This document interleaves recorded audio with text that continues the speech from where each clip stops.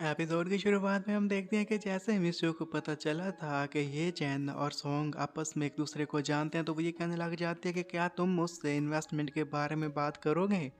और वहीं पर खड़ा हुआ जैंग भी उसे ये कहने लग जाता है कि तुम्हें तो पता है कि हम एक ही फैमिली हैं, तो तुम्हें इसके बारे में उससे बात करना होगी, इसमें हमारा ही फायदा है। ये चैन उनकी बात सुनने के साथ मुस्कुराने लग जाता है और उन्हें ये कहने लग जाता है कि अभी तो तुम लोग कह रहे थे कि मैं एक पीस ऑफ ट्रैश हूँ, फिर सडनली ऐसा क्या हुआ कि तुम्हारा रवैया मेरे साथ चेंज हो गया और तुम मुझे फैमिली बनाने पर तुले हुए हो। क्या ये मिस सॉन्ग की वजह से हो रहा है। मिस्टर जैंग जैसे ये बात सुनते हैं, इसी के साथ उनका पारा काफ़ी हाई हो जाता है और उसे ये कहने लग जाते हैं कि ये चैन तुम एक शेमलेस बंदे हो, तुमसे जैसा कहा जा रहा है तुम वैसा क्यों नहीं करते, इसलिए हमारे लिए ये आसानियाँ पैदा होंगी, तुम्हारा ही फायदा होगा। ये चैन उन्हें यही बताने लग जाता है कि मैंने तुम्हें ऑलरेडी इसका चांस दे दिया था, मैंने जो तुम्हें पेनेट दिया था उसकी कीमत सच में 2 मिलियन वॉन ही थी और तुम्हें उसे रख लेना चाहिए था, लेकिन तुमने ऐसा नहीं किया बल्कि उसे तोड़ दिया, तुम्हें मुझ पर यकीन ही नहीं था। सॉन्ग वैन किंग जब ये बात सुनती है, इसी के साथ ही वो भी काफ़ी हैरान हो गई थी और वो ये कहने लग जाती है कि वो मुझे ग्रैंडफादर ने दिया था और मैंने मिस्टर चैन को दे दिया और ये चैन की फैमिली ने उसे तोड़ दिया। वहाँ पर खड़े हुए बाकी लोग भी ये सुनने के साथ काफ़ी हैरान थे और वो भी यही कहने लग जाते हैं कि हमें भी यकीन नहीं आ रहा कि 2 मिलियन वॉन के गिफ्ट को मिसेस जू ऐसे कैसे तोड़ सकती हैं। क्या वो अंधी थी, क्या उन्होंने देखा नहीं था कि वो कितना कीमती है। मिसेस जू भी अब काफ़ी चौंक खड़ी हुई थी और वो ये कहने लग जाती है कि मुझे यकीन नहीं आ रहा कि इसने जितनी उसकी कीमत बताई थी वो तो सच ही उतनी कीमत का था और मैंने उसे तोड़ दिया, इस पर यकीन ही नहीं किया, मैं कितनी बुद्धू थी। और ली फेंग ये देखने के साथ काफ़ी शॉक थी और वो भी ये कहने लग जाती है कि ज़रूर इसके पास कोई खास चीज़ आ गई होगी जिसकी वजह से उस मिस सॉन्ग इस पर इतनी मेहरबान हो रही है और जल्दी से बंधन कर दिया जाएगा और वे फिर एक कुत्ते की तरह इधर घूमेगा। अब जैसा कि मिस सॉन्ग उसे बाहर लेकर आ गई थी, वहाँ पर एक आलीशान गाड़ी थी, उसी में लेकर ले जाना चाहती थी और जैसे ही वो वहाँ पर जाते हैं तो पीछे से उसकी वाइफ और उसकी मदर इन लॉ उनको जाते हुए देखते रहते हैं। ये चैन की वाइफ यही कहने लग जाती है कि ये कब से इतना समझदार हो गया, तो इस पर उसकी मॉम उससे ये कहने लग जाती है कि तुम्हें पता होना चाहिए था कि ये एक पीस ऑफ ट्रैश जरूर है, लेकिन इसके पास डिसेप्शन एबिलिटी है और इसी का इसने उसके ऊपर यूज़ किया है और जल्दी वो उसके पार में पता भी लगा लेंगे कि ये उन्हें धोखा दे रहा है। उसकी वाइफ को भी अब काफ़ी फिक्र होने लग जाती है और वो ये कहने लग जाती है कि अब ये चैन क्या करेगा, क्योंकि अगर वो मुसीबत में फंस जाता है तो फिर तो सॉन्ग फैमिली उसके साथ बहुत बुरा करेगी और हम भी उसे नहीं बचा पाएंगे।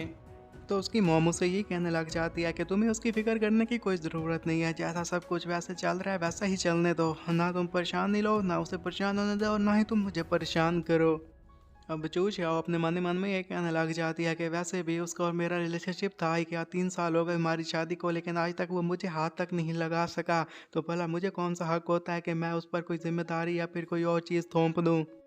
जैसा कि ये चैन उसी की गाड़ी में बैठा हुआ था, तभी सॉन्ग वैन किंग उसे ये पूछने लग जाती है कि मैंने आज देखा कि ये जो चू फैमिली है ना, ये तुम्हारे साथ अच्छा बिहेव नहीं करते, इसमें काफ़ी सारी अजीब सी हरकतें करते रहते हैं, जैसा कि मुझे मालूम हुआ कि मैं तुम्हें लेने के लिए आया हूँ तो उनकी शक्ल देखने वाली थी।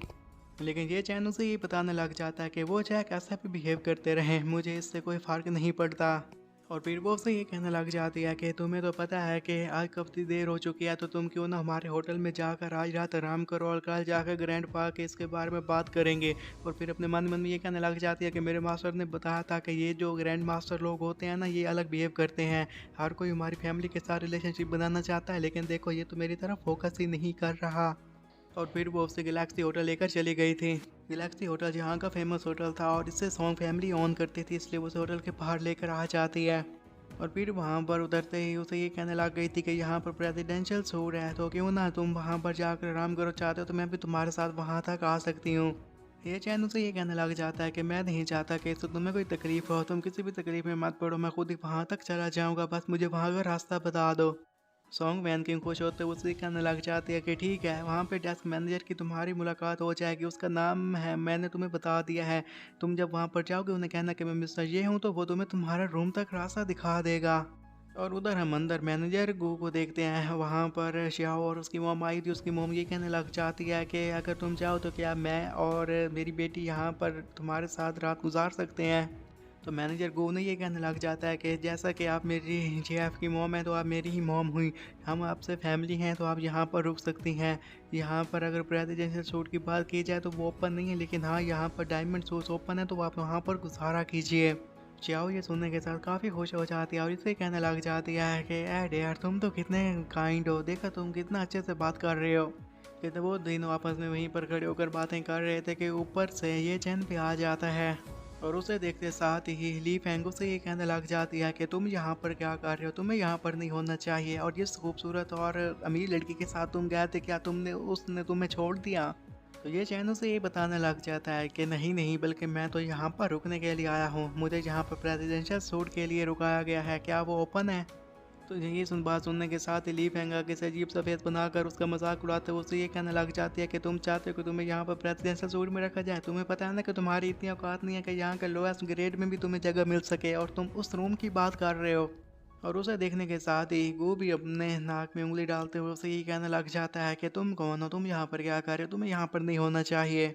जिस पर श्याओ मैनेजर गो को ये बताने लग जाती है कि इस लड़के ने मेरी मॉम की बेइज्जती की, इसकी मदर इन लॉ ने मेरी मॉम को थप्पड़ मारा, ये मेरी भी बेइज्जती करता रहता है, ये बहुत ही बुरा है और ये एक ट्रैश है। तो ये पास होने के साथ गो ये कहने लग जाता है कि लगता है कि इसका श्याओ की फैमिली के साथ कोई ना कोई रिलेशनशिप ज़रूर है, और यहाँ पर मैं चुप नहीं रह सकता, और वैसे भी गर्लफ्रेंड के सामने तो कूल बनने का मेरे पास अच्छा मौका है, तो मुझे इसका फ़ायदा उठाना चाहिए। और यहीं पर यह एपिसोड ख़त्म हो जाता है।